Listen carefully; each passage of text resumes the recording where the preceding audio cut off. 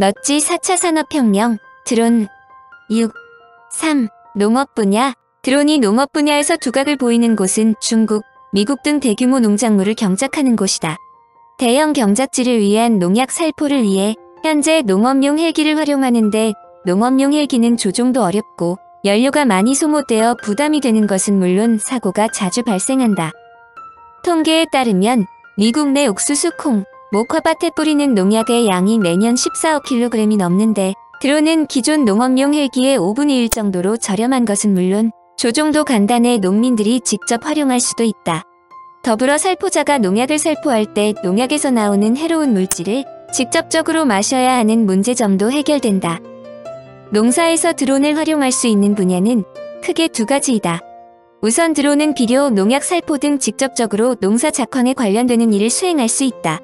두 번째는 관리로 드론을 활용해 실시간으로 작물들의 상태를 확인하여 생산 관리를 도울 수 있다. 비행 모드는 크게 세 가지로 자동 모드, 반자동 모드 그리고 수동 모드로 조종사가 원하는 대로 설정해서 살포할 수 있다. 4,000에서 6,000 제곱미터 면적의 농지를 10분 만에 살포가 가능하고 마이크로웨이브를 탑재해 지형을 실시간으로 센티미터 단위로 스캐닝해서 지형에 맞게 분사량을 조절해 분사한다. 물론 농업 분야에서 드론이 대형 농장에만 해당되는 것은 아니다. 한 예로 손이 많이 가는 과수원의 작물 상태도 관리할 수 있다. 일반 카메라 외에 적외선 카메라와 온도 카메라를 장착시킨 드론은 나무 잎사 귀양, 나무에 달린 과일수, 나무 온도, 병충해 등을 관찰한다.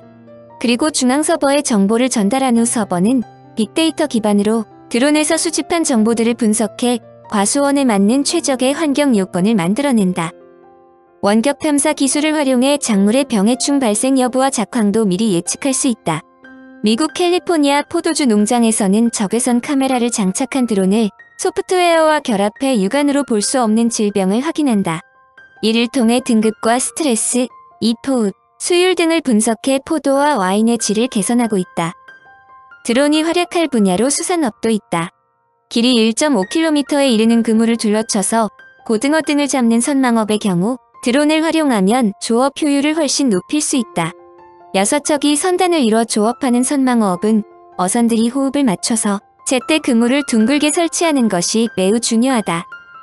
현재는 어로장이 경험에 의존해 육안으로 다른 배들을 보면서 무전으로 이동 위치와 방향 등을 지시하는데 드론으로 전체 선박의 위치와 움직임을 보면서 지시하면 그만큼 작업 효율을 높여 짧은 시간에 더 많은 고기를 잡을 수 있다. 또한 현재 어선들은 물고기떼를 찾기 위해 배에 달린 탐지기를 사용하는데 탐지 범위가 좁다. 여러 대의 드론을 이용해 일정 범위 안에 사방에 소형 어군 탐지기를 투하하면 훨씬 넓은 구역의 물고기떼를 발견할 수 있다. 한마디로 어선들이 어군을 찾아서 헤매느라 소모하는 기름을 줄일 수 있다. 4. 공산업 분야 활용. 드론의 미래는 프라이스워터하우스쿠퍼스가 예측한 내용으로 보아도 알 수 있다. PwC는 2020년 드론을 이용해 연간 1270억 달러 규모의 인건비를 절약할 수 있을 것이라고 발표했다.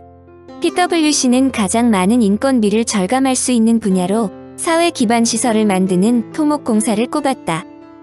토목공사 한 분야에서만 약 452억 달러의 인건비를 줄일 수 있을 것으로 예견했는데 드론이 공사 현장에서 시공 및 감리, 측량, 안전점검 등 다양하게 사용될 수 있기 때문이다. 사실 위험한 토목공사는 인간이 접근하기 어려운 부분이 많이 있다. 기존에는 해당 작업을 위해서 여러 전문가가 높은 곳에 올라가 보거나 위험한 현장에 가까이가 확인하는 것이 기본이다. 특히 교량 안전점검을 위해서는 높은 철골 구조물을 직접 다녀야 한다. 그러나 드론을 이용하면 공중에서 이런 일들을 빠른 시간에 효율적으로 끝낼 수 있다. 드론으로 항공기 점검도 가능하다. 항공기 기체의 손상 부위를 드론으로 신속하게 찾아내는 기술로 항공기가 점검을 받느라 운항하지 못하는 시간을 최소한으로 줄일 수 있다.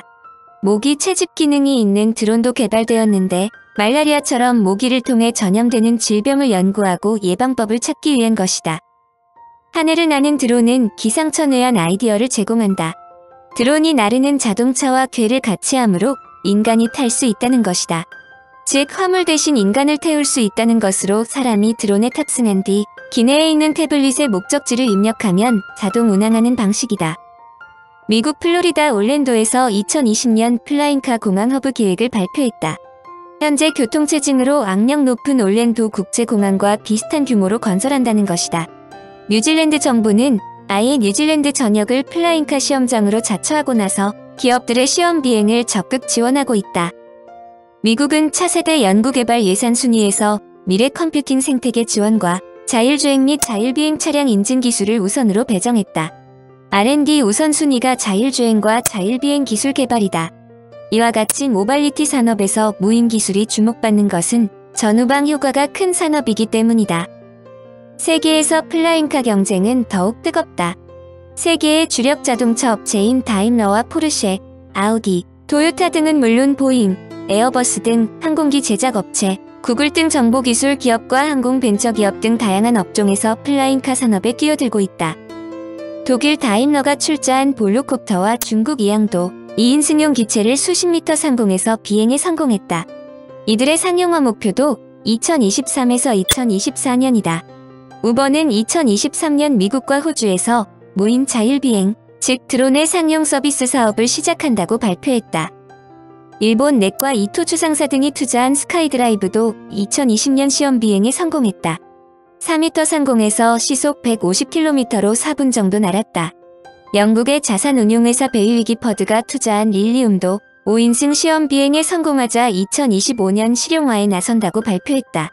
현대차도 2020년 5인승 플라잉카를 선보였다.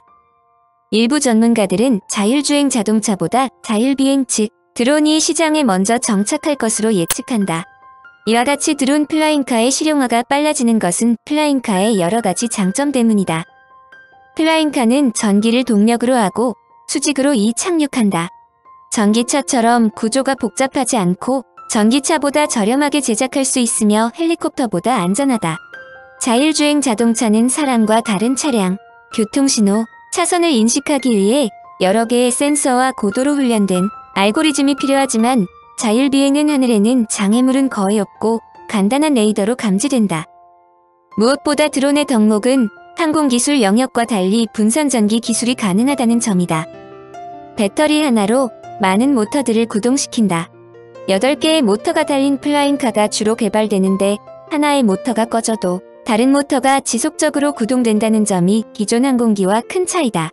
안전과 소음 문제도 거의 없으며 기존 항공기에서 활용하던 지상항법 장치나 GPS보다 5세대 통신 기술에 의존하는 항법 시스템도 이점이다. 탄소 복합 재료의 혁명 역시 드론 개발에 유리하다. 탄소 섬유의 등장과 함께 차체와 날개 등의 초경량화 기술이 비약적으로 발전했기 때문이다.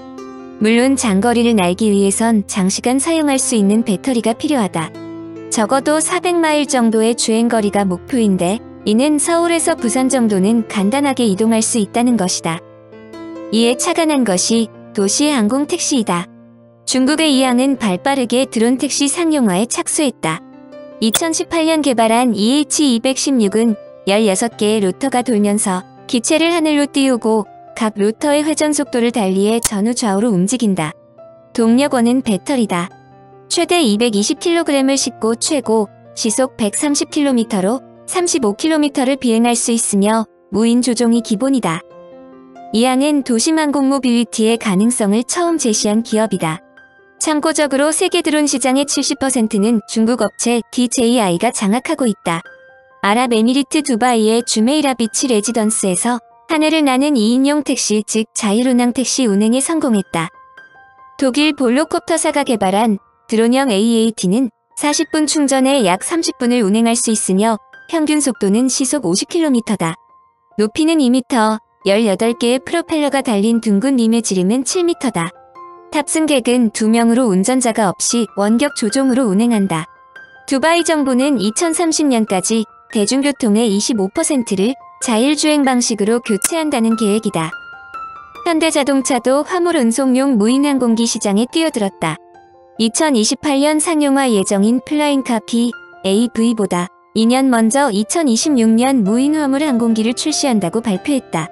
PAV와 카고 UAS를 도심 항공 모빌리티 사업의 양대축으로 삼겠다는 전략이다.